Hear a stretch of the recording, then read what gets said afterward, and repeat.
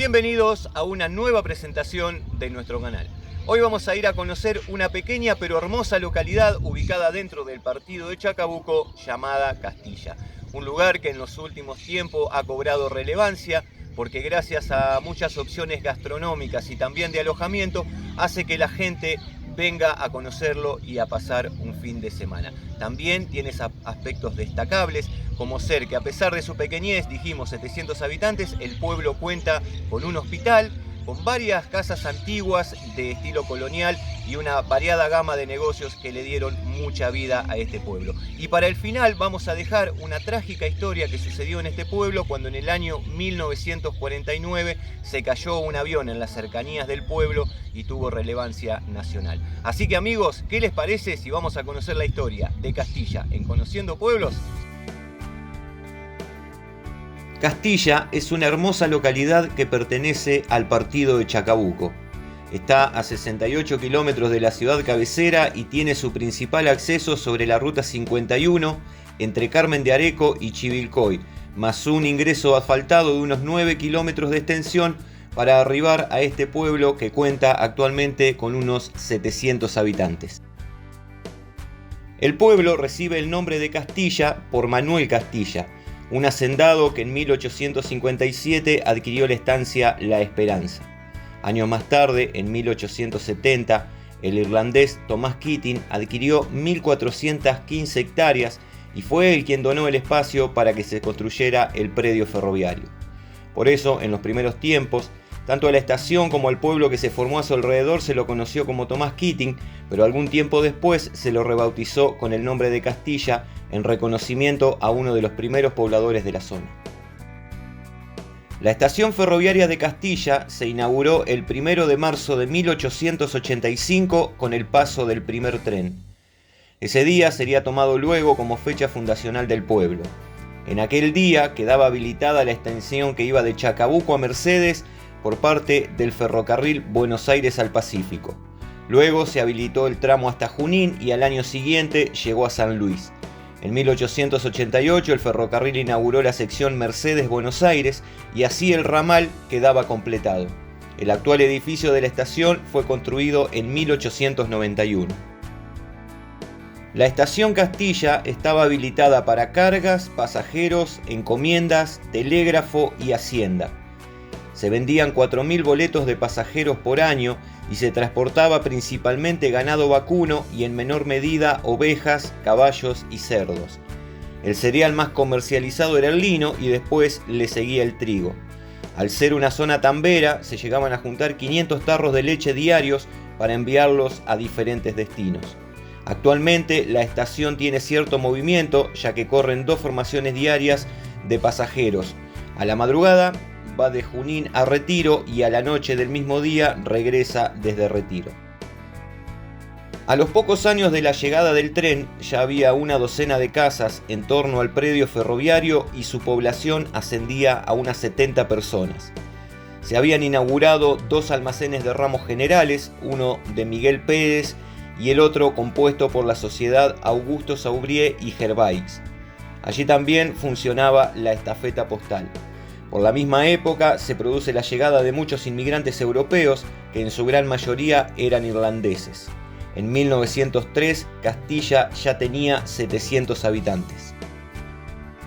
En 1920 se delinearon las calles del pueblo y en 1933 y 1937 hubo 2 grandes loteos de tierras.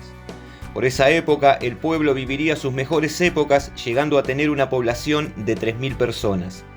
Ese crecimiento demandaba servicios y fue así como paulatinamente se fueron inaugurando todo tipo de comercios. En 1934 la familia Spill inauguró una industria láctea que procesaba leche y elaboraba quesos y manteca. El jefe de planta era el inmigrante italiano César Marosi, quien años más tarde llegaría a ser el dueño de un matadero y frigorífico. Era el matadero Marosi, que se encontraba a unos 6 kilómetros del pueblo y ocupaba a 100 empleados. Exportaba carne a Italia y vendía su producción de fiambres en el mercado interno. A estas 2 empresas había que sumarle los 40 tambos que había diseminados por la zona, haciendo que Castilla, junto a la actividad ferroviaria, tuviera una economía muy próspera. En la entrada al pueblo estaba el establecimiento La Carlota de la familia Soubrier y muy cerca de allí la carnicería y despensa de Raúl Arregui. En la vereda de enfrente estaba el almacén de ramos generales de Suezcum, que contaba además con despacho de bebidas.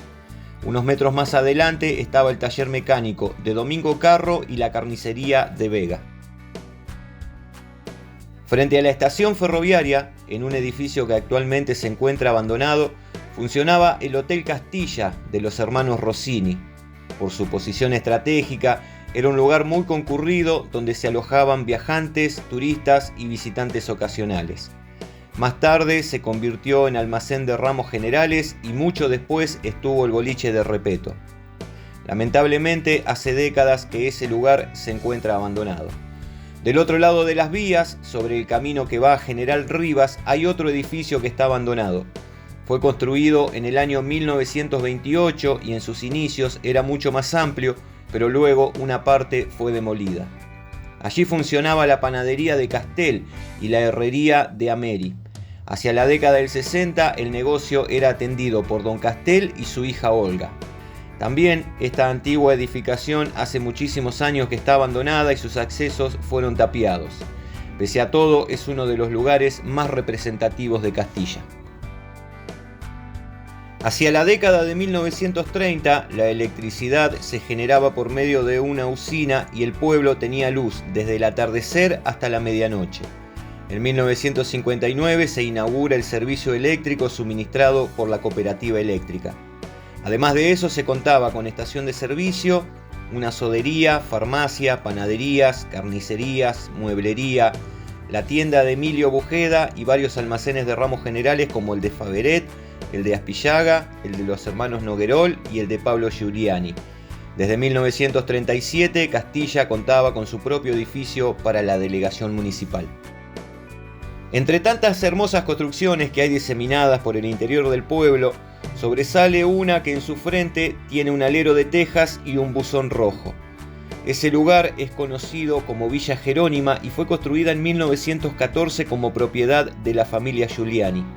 Cerca de allí está otra hermosa construcción que perteneció a la familia de Alberto María Espil. La iglesia Nuestra Señora de Lourdes se encuentra frente a la Plaza Crucero General Belgrano, aunque inicialmente no estaba allí. Se encontraba en la estancia de Miguel Allen, a unas 20 cuadras de la estación ferroviaria. Era una capilla irlandesa dedicada a San Miguel. Luego se trasladó al pueblo y en 1960 se asienta definitivamente en su actual ubicación.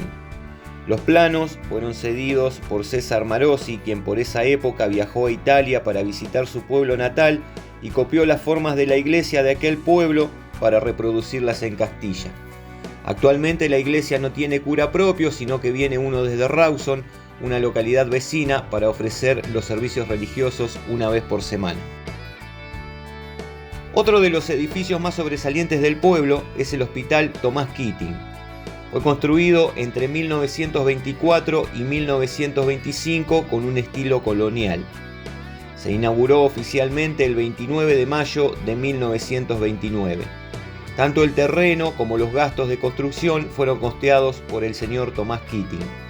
Funcionó un tiempo, pero por falta de recursos estuvo casi un año inactivo, reabriendo en septiembre de 1934. Se dice que las cadenas que bordean el contorno del hospital y marcan el acceso fueron traídas desde el puerto en los años 60 por un médico que trabajaba en el hospital. Actualmente el nosocomio cuenta con guardia, odontología, pediatría, sala de rayos, ginecología, psicología, traumatología, kinesiología, ecografía, laboratorio, nutricionista y geriátrico, donde viven adultos mayores. En el aspecto deportivo sobresalen dos instituciones. Uno es el Club Atlético Castilla, que fue fundado el 22 de abril de 1922 y se distingue con los colores verde y blanco a rayas verticales. Su primer presidente fue Bussi. La primera sede social es un edificio que actualmente se encuentra abandonado y que fuera donado por Alberto María Espil. Tenía piso de madera, a la derecha estaba el escenario y al fondo del salón el buffet, y entre medio de ambos numerosas mesas y sillas donde los asistentes tomaban una copa, jugaban a las cartas y charlaban. Allí se organizaban bailes y fiestas de carnaval. También se proyectaban películas y se llevaban a cabo obras de teatro donde los actores eran los vecinos del pueblo. Tenía cancha de bochas, mesa de billar, se organizaban partidos de básquet y eran muy populares los campeonatos de fútbol reducido. El club ocupó la vieja sede hasta hace unos 40 años, cuando se trasladó al edificio actual ubicado a una cuadra de allí. Desde la década del 50 surge una gran rivalidad con el otro club del pueblo, el Unión Deportiva. Se afilió a la Liga de Fútbol de Chacabuco y en el año 1955 se consagró campeón. El otro club es el Unión Deportiva de Castilla, que se encuentra muy cerca del anterior. Fue fundado el 17 de septiembre de 1949 y se distingue con los colores rojo y blanco. Inicialmente, su sede social estaba frente a la Plaza San Martín, en un edificio pintado de rojo que todavía se conserva. A la par de las actividades deportivas, se destacaban las comparsas de la entidad en los recordados carnavales del pueblo. También cuenta con un amplio gimnasio y detrás de este su cancha de fútbol. Frente a la Plaza San Martín está la escuela número 13 Domingo Faustino Sarmiento, que fue inaugurada el 13 de febrero del año 1900 en un terreno donado por Augusto Saubrié. Actualmente cuenta con 57 alumnos. Allí también funciona la escuela secundaria número 2, donde concurren 70 alumnos. El sistema educativo se complementa con el jardín de infantes La Hormiguita Viajera, donde asisten 22 niños. Sobre la calle principal, que es la única que está asfaltada, se encuentra la forrajería de Rubén Bainotti. En su interior se encuentra una especie de museo personal donde el propietario atesora innumerables recuerdos de tiempos pasados. Y en la vereda hay un antiguo surtidor de la petrolera Citex. Sin embargo, allí no se vendía combustible, sino que es un regalo que recibió Rubén. Estaba tirado y oxidado, pero lo restauró y lo colocó en la vereda.